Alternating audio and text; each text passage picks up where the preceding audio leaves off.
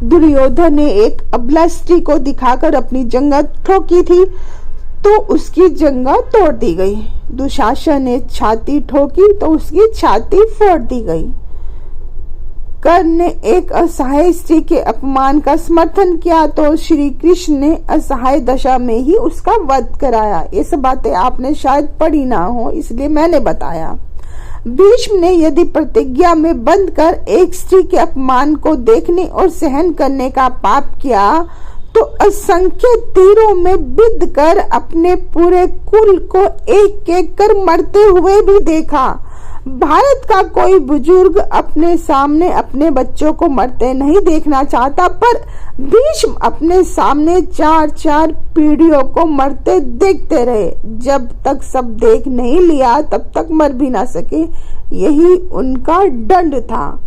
धृतराष्ट्र का दोष था पुत्र मोह, तो 100 पुत्रों के शव को कंधा देने का उनको दंड मिला।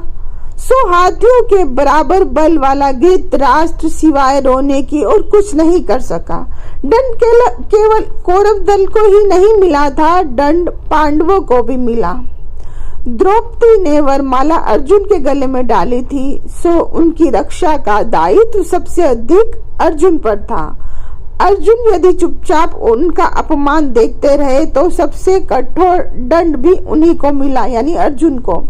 अर्जुन पितामह भीष्म को सबसे ज्यादा प्यार करते थे तो श्री कृष्ण ने उन्हीं के हाथों पितामह को निर्मम मृत्यु दिलाई। अर्जुन रोते रहे पर तीर चलाते रहे। क्या लगता है अपने ही हाथों अपने अविभाव को भाइयों की हत्या करने की गलानी से अर्जुन कभी मुक्त हुए होंगे क्या? नहीं नहीं, वे जीवन भर तड़पे होंगे, यही उनकी सजा थी। युधिष्ठिर ने स्त्री को दांव पर लगाया तो उन्हें भी सजा मिली। कठिन से कठिन परिस्थितियों में भी सत्य और धर्म का साथ नहीं छोड़ने वाले युधिष्ठिर ने युद्ध भूमि में झूठ बोला और उसी झूठ के कारण उनके गुरु की हत्या हुई। ये एक झूठ उनके सारे सत्यों पर भारी रहा। धर्मराज के लिए इससे बड़ी सजा और क्या होगी? दुर्योधन को गदायुद्ध सिखाया गया था स्वयं बलराम ने।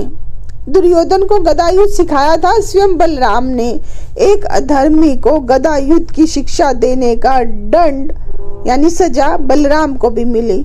उनके सामने उनके प्रिय दुर्योधन का वध हुआ और वो चाहकर भी कुछ ना कर सके। उस युग में 2 योद्धा ऐसे थे जो अकेले सबको सजा दे सकते थे, श्री कृष्ण और बब्रीक। पर कृष्ण ने ऐसे कुकर्मियों के विरुद्ध शस्त्र उठाने तक से इनकार कर दिया और बब्रीक को युद्ध में उतरने से ही रोक दिया। लोग पूछते हैं कि बब्रीक का वध क्यों हुआ? यदि बब्रीक का वध नहीं हुआ होता तो द्रौपदी के अपराधियों को यथोचित सजा नहीं मिल पाती। श्री कृष्ण युद्ध भूमि में विजय और पराजय तय करने के लिए नहीं उतरे थे। श्री कृष्णा के अपराधियों को दंड दिलाने उतरे थे।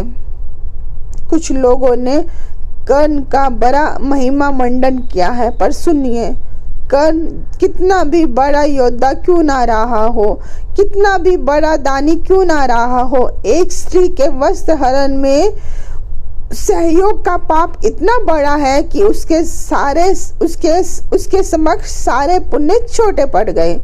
द्रौपदी के अपमान में किए गए सहयोग ने यह सिद्ध कर दिया कि वे महान नीच व्यक्ति था और उसका वध ही धर्म था। स्त्री कोई वस्तु नहीं जिसे दांव पर लगाया जाए।